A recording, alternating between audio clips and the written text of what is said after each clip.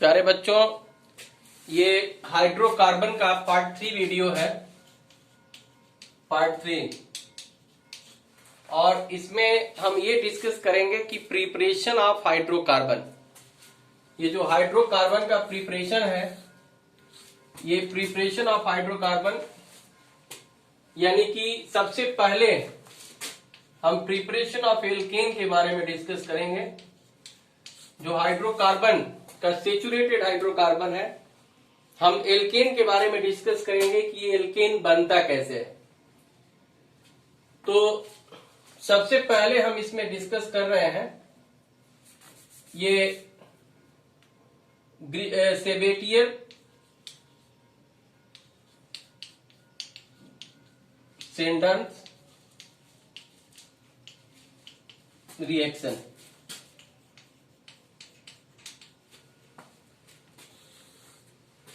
तो ये जो रिएक्शन है, ये रिएक्शन जो हम एल्केन बनाते हैं, तो एल्केन बनाने के लिए ये अनसेचुरेटेड हाइड्रोकार्बन से एल्केन बनाने का ये रिएक्शन है। और इसमें हम एल्कीन और एल्काइन से एल्केन कैसे बनाएंगे, इस रिएक्शन के द्वारा हम बनाते हैं। तो अब जैसे ये मान लीजिए ये एल्काइन है। अब इसमें ये सबसे जो इसका स्मॉलेस्ट मेंबर है, जिसमें टू कार्बन एटम है, तो ये एथीन है। आप इस H के जगह पे कोई एल्काइल ग्रुप ले लेंगे। जैसे मान लीजिए ये एल्काइल ग्रुप ले लिए, तो एक ये एल्कीन का, ये तो सबसे स्मॉलेस्ट है। अब R की जगह पे आप H या एल्काइल ग्रुप रख सकते हैं। तो एल्कीन में ये जो एक सिग्मा और पाई बॉन्ड होता है, और ये पाई ही ब्रेक होता है। तो अगर इस पर दो हाइड्रोजन ये जुड़ेगा, और किसके प्रेजेंस में, तो Na के प्रेजेंस में 300 डिग्री सेल्सियस, 250 से, ये 250 भी कहीं कहीं लिखा जाता है 250। तो ये एथीन है, और एथीन का जो पाई बॉन्ड है वो ब्रेक हो जाएगा। ये पाई है, ये ब्रेक हो गया, और एक एक हाइड्रोजन इस पे जुड़ गया। तो जो एथीन था किसमें बदल गया, एथेन में। एथीन से एथेन। इसी तरह से कोई भी एल्कीन है, जनरल अगर है, तो Na 300 डिग्री सेल्सियस टेम्परेचर, और ये बॉन्ड ब्रेक होगा, और एक एक हाइड्रोजन जुड़ जाएगा, ये एल्केन बन जाएगा, एल्केन। इसी तरह से आप जो है अगर एल्काइन लेते हैं, ये एल्काइन ले लिए, तो इस पर अगर हाइड्रोजन आप जोड़ते हैं Na 250 degree Celsius to 300 degree Celsius, तो ये बॉन्ड ब्रेक हो जाएगा, ये ट्रिपल से डबल बन जाएगा, और एक एक हाइड्रोजन ये जुड़ेगा। लेकिन रिएक्शन अभी यहां रुकेगा नहीं, अभी फिर H2Na, फिर H2 जोड़ देंगे, तो ये लास्ट में ये दो हाइड्रोजन इस पे आ जाएगा, और ये एल्केन बन जाएगा। तो जैसे कि आप देख रहे हैं कि सेबेटियर सेंडन्स रिएक्शन जो है, इसमें चाहे एल्कीन हो या एल्काइन हो, अगर एल्कीन या एल्काइन, अगर इस पर आप निकिल के प्रेजेंस में, ये कैटलिस्ट है, कैटलिस्ट, और कैटलिस्ट का काम होता है रेट ऑफ रिएक्शन को इंक्रीज करना। तो या जो पॉजिटिव कैटलिस्ट है इंक्रीज करते हैं और निगेटिव कैटलिस्ट डिक्रीज करते हैं। तो यहाँ पे ये पॉजिटिव कैटलिस्ट है और ये हेट्रोजीनियस कैटालिसिस का एग्जांपल है। क्यों हेट्रोजीनियस है? क्योंकि ये जो आपके रिएक्टेंट्स हैं वो गैसियस फेज में है और कैटलिस्ट सॉलिड फेज में है। जब रिएक्टेंट और कैटलिस्ट ये सेम फेज में होते हैं तो उसको क्या बोलते हैं? अगर दोनों का सेम फेज होगा तो होमोजीनियस कैटालिसिस, और अगर डिफरेंट है जैसे ये गैसियस है और ये सॉलिड है तो ये हेट्रोजीनियस कैटालिसिस है। तो अब जैसे एल्कीन जिसमें डबल बॉन्ड है उसमें एक ही हाइड्रोजन जोड़ रहा है। अच्छा, इस रिएक्शन को आप कह सकते हैं हाइड्रोजिनेशन ऑफ हाइड्रोजिनेशन। ये दोनों जो रिएक्शन है इसको क्या बोलेंगे? हाइड्रोजिनेशन। हाइड्रोजिनेशन ऑफ एल्कीन और एल्काइन। या फिर हाइड्रोजन का जो जुड़ना, हाइड्रोजन अगर कहीं किसी सब्सटेंस से जुड़ता है तो उसको रिडक्शन भी कहते हैं।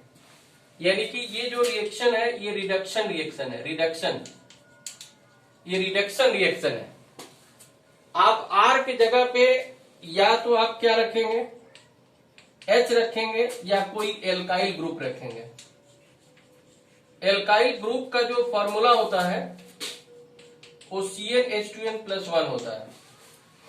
तो CnH2n+1 यानी कि 1 रखने पर CH3, C2H5, C3H7, C4H9, etc ये रखेंगे तो डिफरेंट टाइप के एल्कीन और एल्काइन बन जाएंगे। अब ये CH3 क्या है? तो CH3 मेथाइल है, C2H5 ethyl, C3H7 propyl, C4H9 butyl. तो जब ये आप पुट करेंगे कहां पर? यहां पे, तो डिफरेंट टाइप का एल्काइन बनेगा। अब जैसे मान लीजिए हम H पुट कर देते हैं तो ये क्या बन गया? एथाइन। अब इस पर आप चाहे तो जैसे 2H2 डायरेक्ट हाइड्रोजन जोड़ सकते हैं, Ni 250 degree Celsius to 300 degree Celsius. तो ये जो है दो हाइड्रोजन, ये टू हाइड्रोजन ये इस पे ऐड हो जाएगा तो ये एथाइन किस में बदल जाएगा? एथेन में। कुल मिलाकर के ये जो रिएक्शन है इस रिएक्शन में चाहे एल्कीन हो या एल्काइन हो, अगर आप उस पे हाइड्रोजन निकल कैटलिस्ट के प्रेजेंस में जोड़ देते हैं तो फिर ये पाई बॉन्ड ब्रेक होता है। अब पाई बॉन्ड के ब्रेक होने से क्या बन जाएगा? एल्केन बन जाता है। अगर पाई बॉन्ड ब्रेक हो गया तो एल्केन बन जाता है। और इसी तरह से एल्काइन है तो एल्काइन में 2 पाई बॉन्ड है तो इसलिए 2 हाइड्रोजन ये जुड़ रहा है। ये पहले एल्काइन से एल्कीन बन जाएगा और फिर एल्कीन से एल्केन बनेगा। R की जगह पे आप H भी यहां रख सकते हैं या एल्काइल ग्रुप कोई रख दीजिए जैसे CH3, C2H5, C3H7। तो डिफरेंट टाइप के इसमें एल्केन्स बनेंगे। अब एक चीज समझना है कि इस रिएक्शन से मेथेन नहीं बनेगा। क्यों नहीं बनेगा? क्योंकि मीथेन में 1 कार्बन है और जब भी ये सेचुरेटेड हाइड्रोकार्बन होगा तो उसमें या तो डबल बॉन्ड होगा या ट्रिपल बॉन्ड होगा, और डबल बॉन्ड और या ट्रिपल बॉन्ड ये 2 कार्बन एटम के बीच ही बनता है। तो जब इस पर आप H2 जोड़ेंगे तो जो सबसे इसमें लोवेस्ट मेंबर होगा वो एथेन होगा, ये एथेन होगा। अब एथेन के बाद आप इस पे प्रोपेन भी बना सकते हैं, ब्यूटेन भी बना सकते हैं, pentane, hexane, heptane, octane, नोनेन, decane सब बना सकते हैं, लेकिन क्या नहीं बना सकते हैं? मीथेन। मीथेन इस रिएक्शन से नहीं बनेगा। मीथेन बनाने के लिए कुछ अलग भी रिएक्शन है जो आगे चल करके बताया जाएगा, जिसमें ग्रिग्नॉर्ड रिएक्शन है, डीकार्बोक्सिलेशन रिएक्शन है। तो ये और भी बहुत सारे रिएक्शन है जिसमें मीथेन बनेगा। लेकिन ये रिएक्शन जो सेवेटियर सेंडन्स रिएक्शन है इस रिएक्शन में आपका मीथेन नहीं बनेगा। मीथेन को छोड़ करके बाकी जो भी एल्केन बनाना चाहते हैं इससे आप बना सकते हैं। ये बहुत ही इजी है, ये इजी रिएक्शन है। आप कहीं भी डबल बॉन्ड है, जैसे एलिसाइक्लिक आप कंपाउंड लेते हैं, एलिसाइक्लिक, तो एलिसाइक्लिक कंपाउंड में भी जैसे साइक्लोएल्कीन है या साइक्लोएल्काइन है, अगर साइक्लोएल्कीन या साइक्लोएल्काइन पे भी अगर H2 आप जोड़ देते हैं Na के प्रेजेंस में, तो फिर ये आपका एल्केन बन जाएगा। अब एक चीज आपको ये बताना है कि इसी रिएक्शन में बाद में कुछ चेंजिंग की गई और Na की जगह पे ये रेने निकल लिया गया, या फिर Pd या Pt, प्लेटिनम है या पैलेडियम है या रेने निकल। रेने निकल क्या होता है कि सोडियम और एल्युमिनियम दोनों का एक पिघला करके और क्या बना देते हैं, दोनों को पिघला देते हैं और पिघला करके और एक मिश्र धातु जिनको बोलते हैं बना देते हैं। तो उसमें NaOH भी मिला देते हैं। रेने निकल बनता कैसे है, तो रेने निकल में Na होता है, Al होता है अब प्लस NaOH सोडियम हाइड्रोक्साइड, ये तीनों का एक जो है होमोजीनियस मिक्सचर बना देते हैं जिसको रेने निकल कहते हैं। तो अगर रेने निकल का प्रयोग करेंगे या PdPt का प्रयोग करेंगे तो ये रूम टेम्परेचर जो होता है 25 डिग्री सेल्सियस, 25 डिग्री सेल्सियस पे ही रिएक्शन होने लगेगा। अब जैसे सेबेटियर-सेंडन्स रिएक्शन है तो 300 या 250 डिग्री सेल्सियस, अब जैसे बॉडी का जो टेम्परेचर होता है 37 डिग्री सेल्सियस होता है, तो 37 डिग्री, अब जैसे आपको 250 या 300 करना है तो क्या करना होगा, ये टेम्परेचर बढ़ाने के लिए इसमें हीट प्रोवाइड करना होगा, फ्यूल की जरूरत होगी।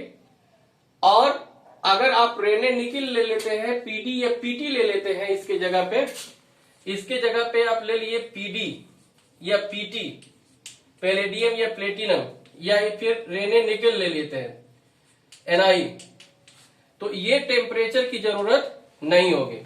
ये जो 300 या 250 डिग्री सेल्सियस है इस टेम्परेचर की जरूरत नहीं होगी। तो अब जब अभी ये बना रहे हैं सेबेटियर-सेंडेरेंस में, तो सेबेटियर-सेंडेरेंस में ये जो रिएक्शन आपका बन रहा है, जैसे H2 के साथ जब किए तो ये सिस बनता है। अगर यही लिक्विड अमोनिया ले लेंगे, लिक्विड NH3 ले लेंगे तो ट्रांस बनने लगेगा।